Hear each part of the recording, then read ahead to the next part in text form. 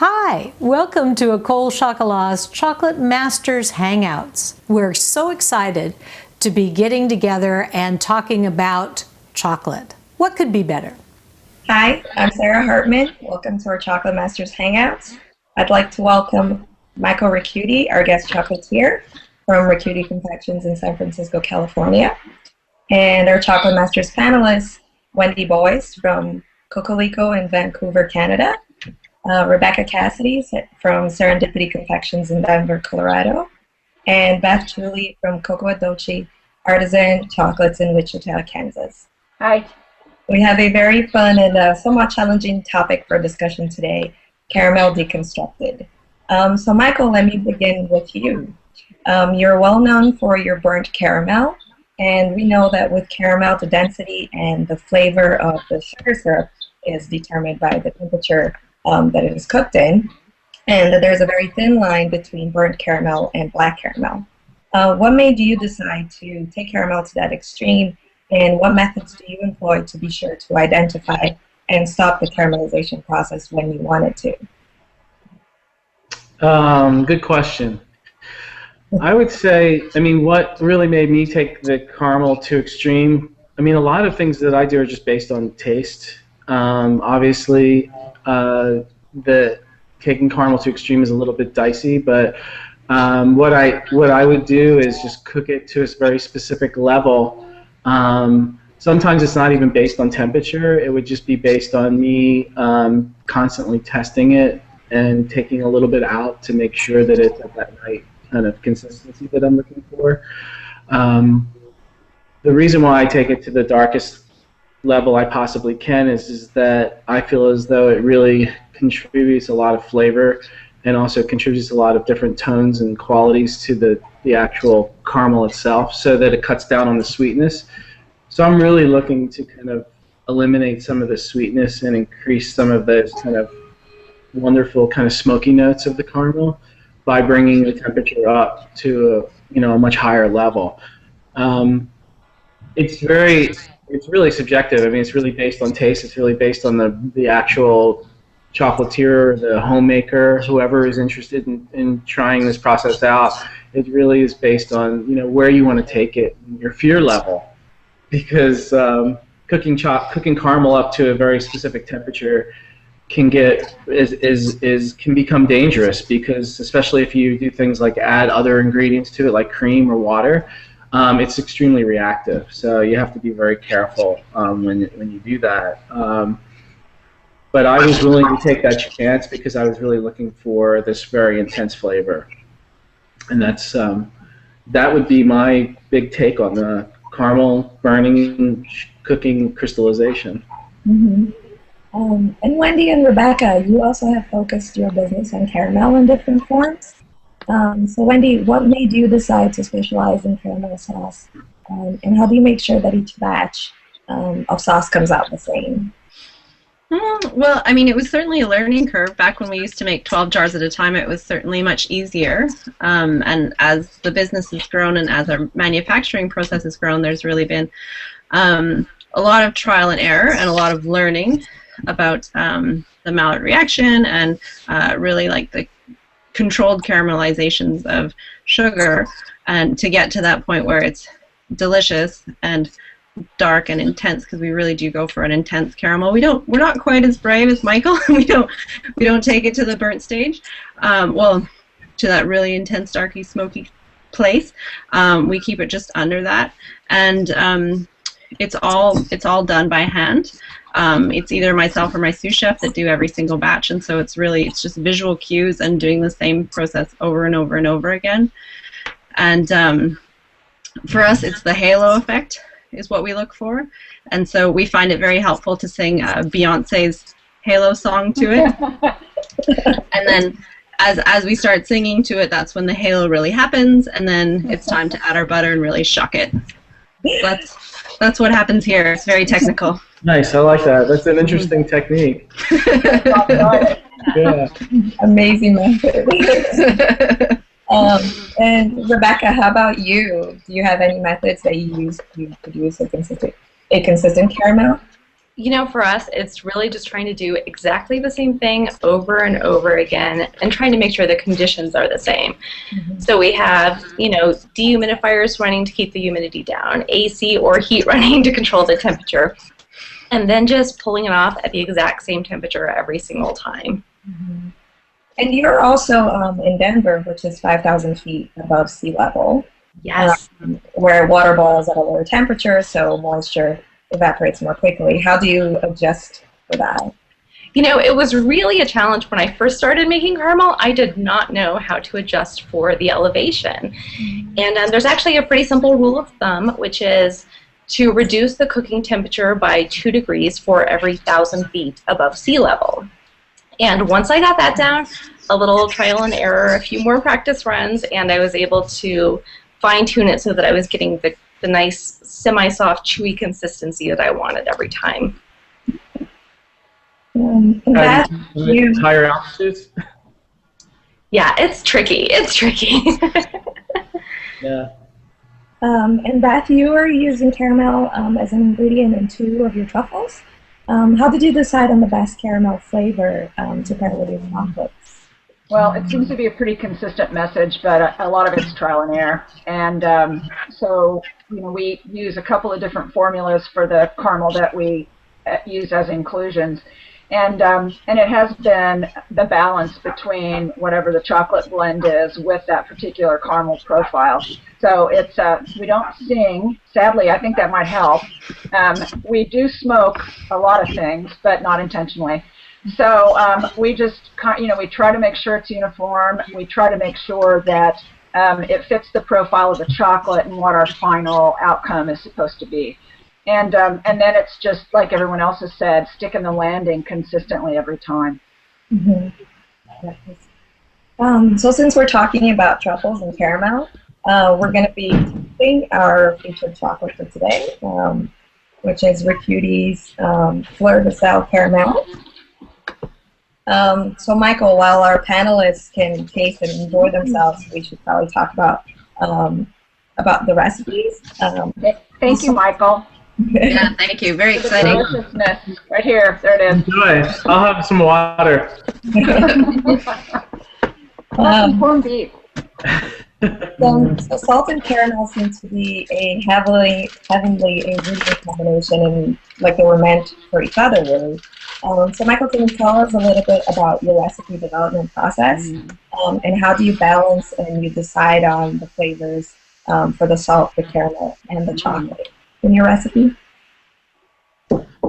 Well, I mean, I think it definitely was just like a process of just, a lot of times when I do testing, I just test a series. I'll break it out into maybe 10 or 20 tests and when I initially start it. And I just start introducing all of the ingredients at different levels. For example, like if it's the cooking time of the caramel, if it's the addition of salt, how long do I cook the salt in, at what point, and how much salt do you add. There's a lot of written information in regards to some of these recipes and what other people have done, but I think it really is about like what you like. People might not like the amount of salt that I use, or they feel as though they need more salt. They feel as though they need more salt on the surface of the chocolate. So once again, it becomes really subjective. I mean, for me, it's become a very popular chocolate, but it was just a matter of me. It was a matter of like my team and myself just kind of constantly testing it to kind of see what works for us and what we like. But then also, I think that some points were brought out. It's like when you make small batches and then you start making larger batches, how does it scale? So like if you're doing this at home, if this is for a home cook, it's different than when you're all of a sudden making 200 to 300 pounds of it. It just scales completely different. Like so the amount of salt that's used is different. It's not always like a teaspoon of salt for a pound of caramel. It ends up to be like a bazillion teaspoons or ounces or grams or whatever it is. So everything's always changing and morphing based on the size. And that's where, for us, we just have to, as we go along and as we change the recipes, we have to kind of work accordingly. And taste a lot. I really learned a lot of that from my grandmother and chefs, just always constantly tasting your food. And I think that that's the way you get. I mean, there is the science that gets in the way of chocolate making and confectionery. So, like, if you add too much fat or you add too much water, or you don't emulsify properly, then you run into a lot of problems. But the recipes are pretty sound that seem to be out there these days in a lot of books, and I think that it gives a home cook and also a professional plus or minus variable to kind of add more or add less, or pump up the volume or kind of tone it down a little bit to where they like it. Yeah, it sounds like it's a continuous adaptation process, and you have to be patient with yourself as well. Yeah, we've always altered the recipes on and off. We might get different salts. We might all of a sudden decide to use a different type of sugar, or we find that, like, if it's the day is really strange as far as we have a climate-controlled kitchen, but sometimes there's just an amazing amount of moisture in the air, and it's hard to get that out of the air, even for San Francisco. So we have to play around with those variables in order to get the right products. When you cook it 1 or 2 degrees more, it's too hard. Yeah.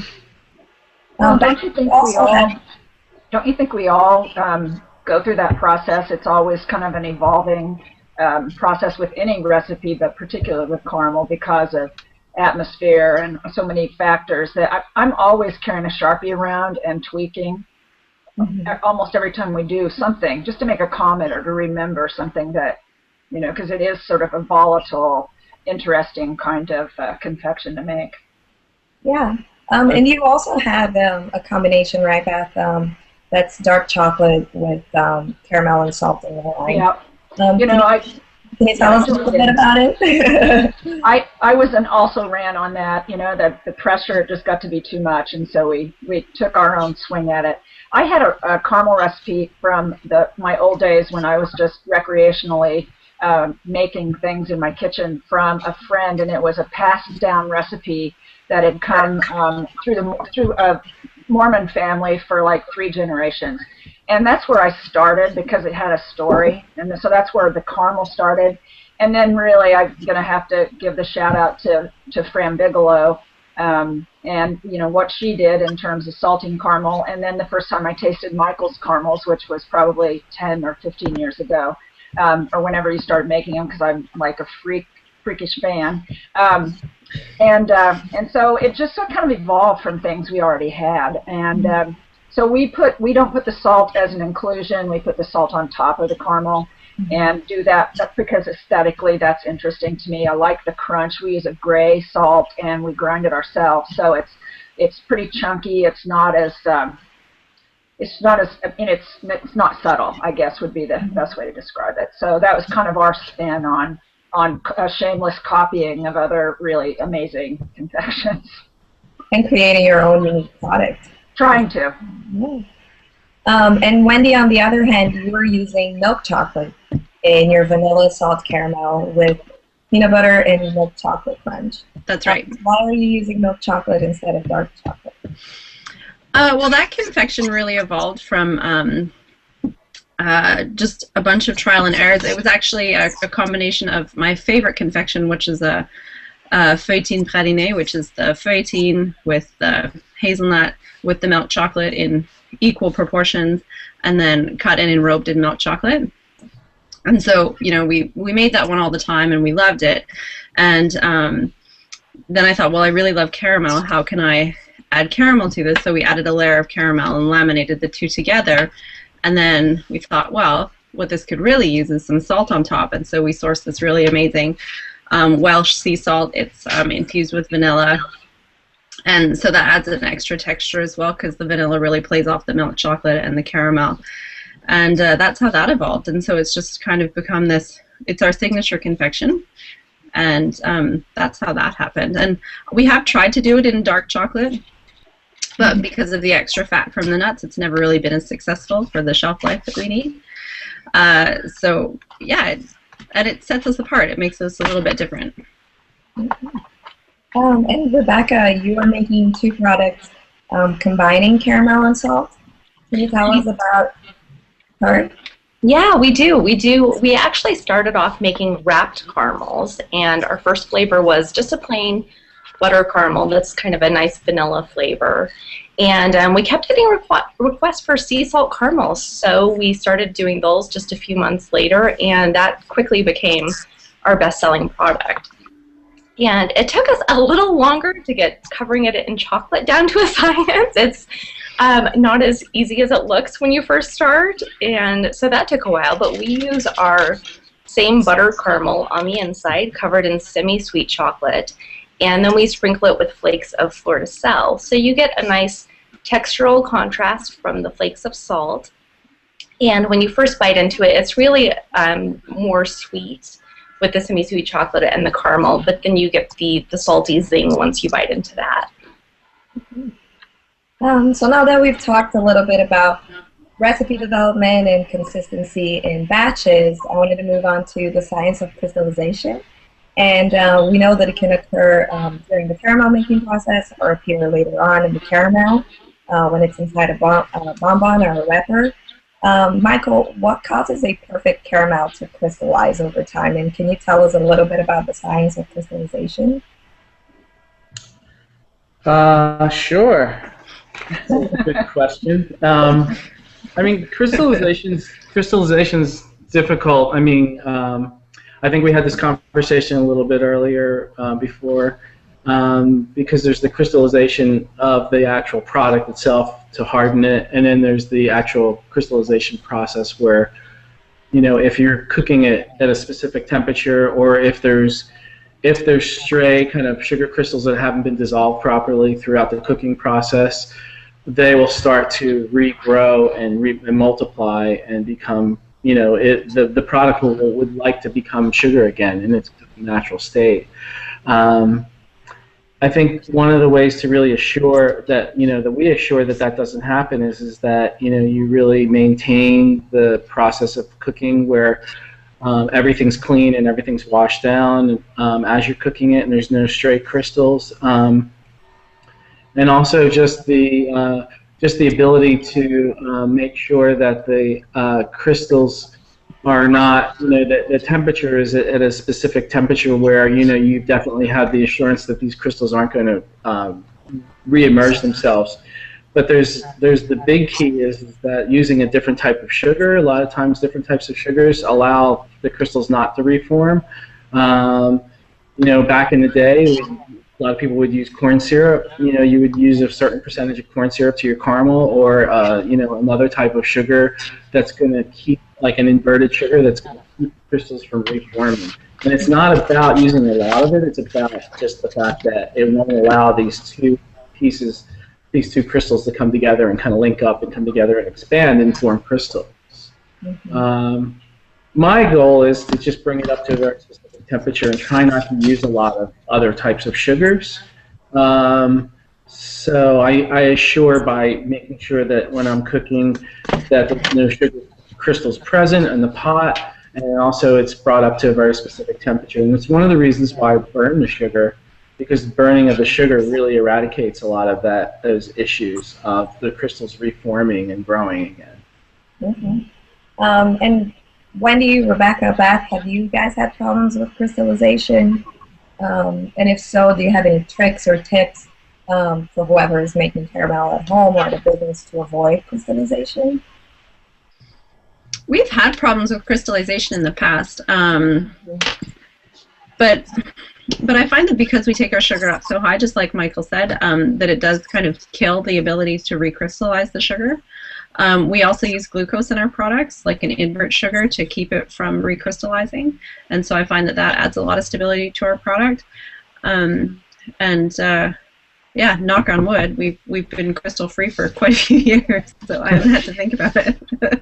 I wonder if you can have that on your packaging, like crystal free, like GM. Yeah, I like that.